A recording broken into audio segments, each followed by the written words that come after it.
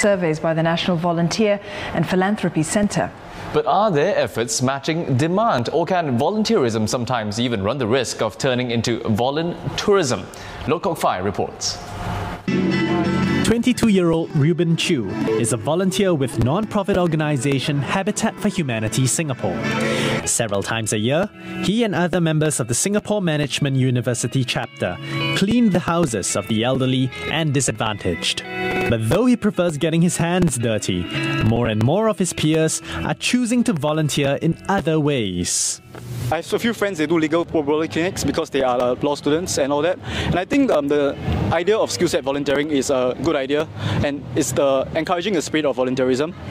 And that spirit alone is good enough.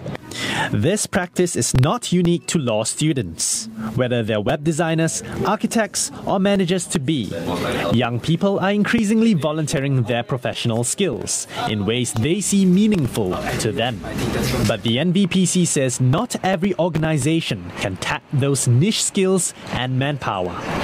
Whether that is what the NPOs and non-profit volunteer welfare organizations are looking for, that's a different issue altogether. It cannot become a volunteer tourism kind of thing where young people go in there just because they want to do something. They go to the beneficiaries, and beneficiaries have no choice but to entertain the groups just because they want to do good. You do need to match them with what your available needs are. And so I would say that sometimes there will be a mismatch because you may have too many graphic artists coming in or too many people thinking that they can do accounting for you. I think some specific tasks like accounting, for example, need very dedicated time, and that's why you engage auditors and accountants to actually do your books.